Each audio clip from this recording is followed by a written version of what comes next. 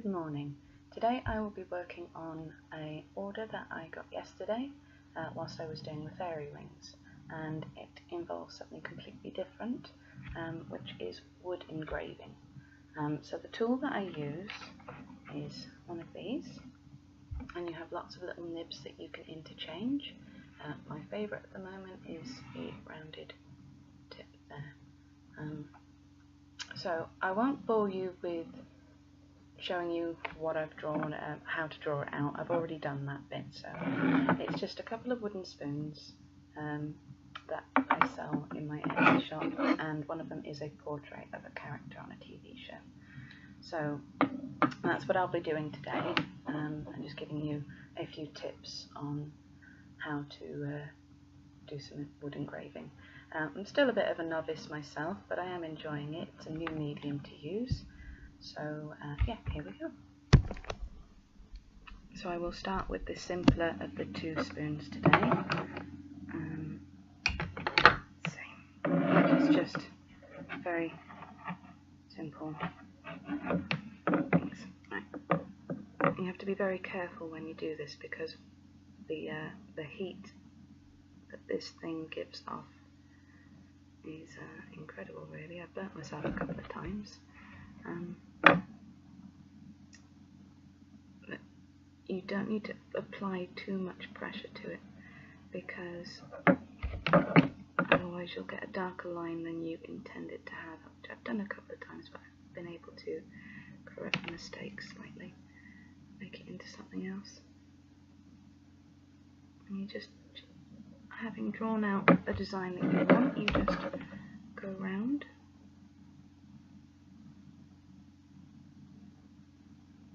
There we go.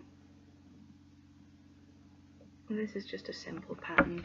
You do need to make sure that the wood that you're working with has been sanded down correctly if there's any sharp edges and splintery bits.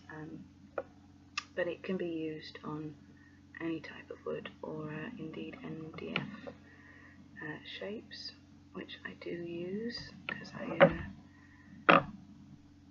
made some Star Wars coasters, which I was telling you about yesterday.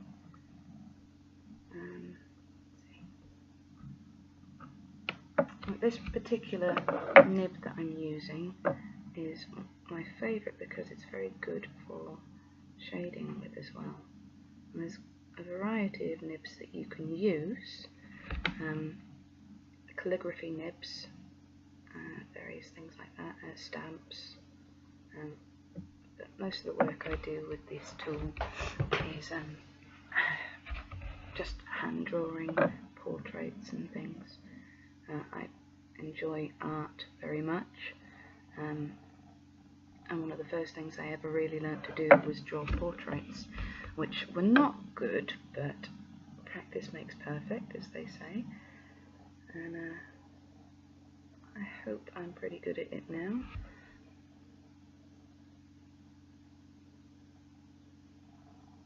There we go. That's the outline done. And as you can see, it leaves a really nice dark mark there. So I'll just continue doing the rest of it. The portrait one is a lot more difficult, and shading can be quite challenging with a wood engraver, but it can be done. It just depends on the pressure you're using to apply to the wood. You do have to be very quick sometimes if you want just lighter marks. And thinner nibs always do help as well with that. So this is the second set of spoons that I have sold now.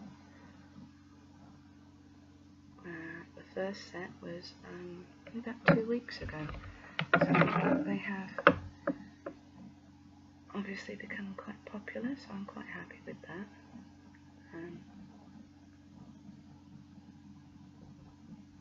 There's probably people out there that are a lot better at this than I am.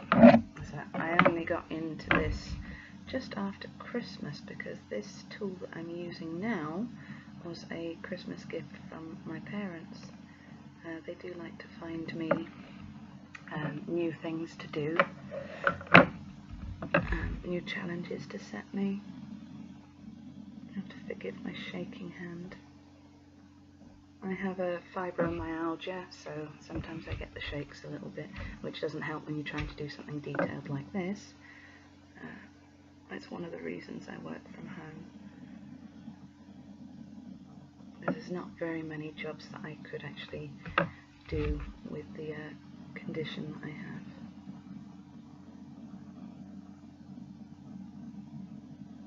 But I absolutely love creating things like this.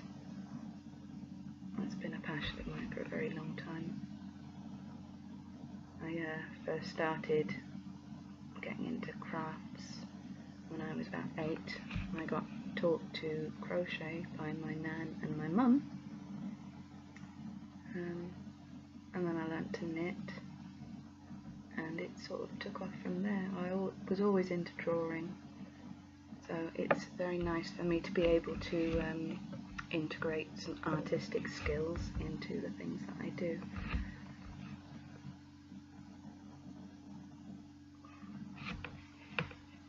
The only problem that I do have with this engraver sometimes is the handle where I'm holding it now does tend to get incredibly hot.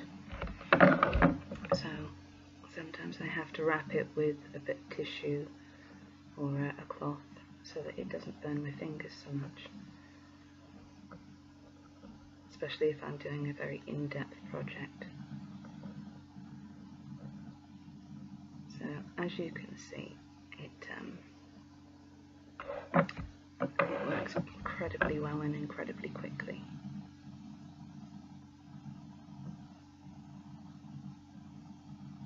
I have some more coasters planned to match the Star Wars ones that I did.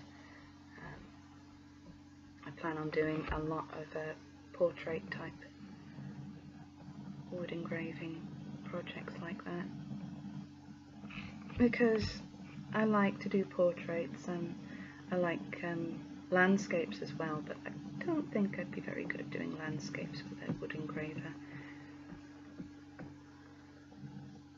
But as I was saying just now, portraits is something that I've been doing for a very long time. So to be able to do this as well was quite rewarding.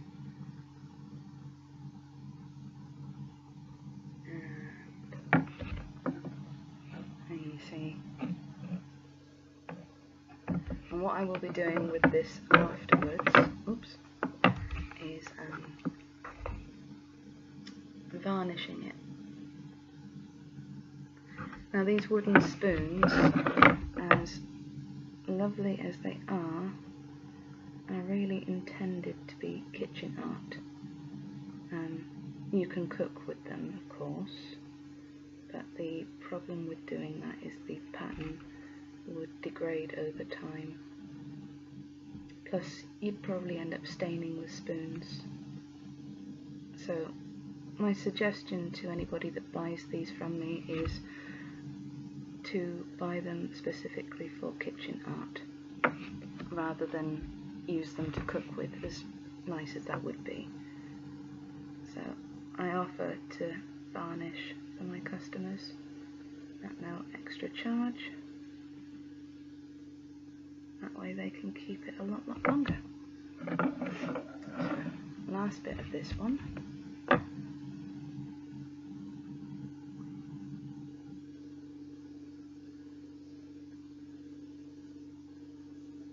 Here we go.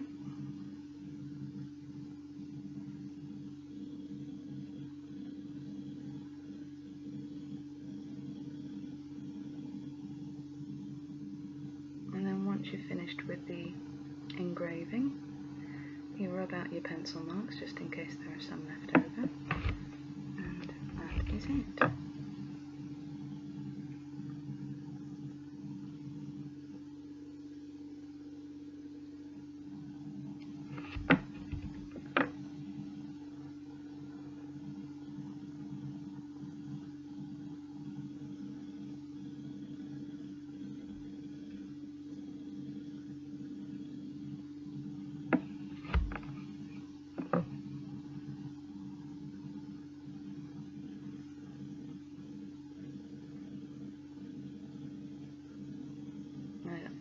there's plenty of wood engraved projects and tutorials on YouTube as well, plus the things that you can buy that have been wood engraved usually, so I've noticed, are computer done, so laser done, so there's not a lot of people that do hand engraved stuff at the moment, but I'm looking to change that myself. So there we go, that is the first spoon finished, and it was a nice simple one. So there we go, all done. So I will do a separate video for the portrait one, just to show you some shading techniques, but as for the simple wood engraving, that is just as easy as it is. So thank you for watching.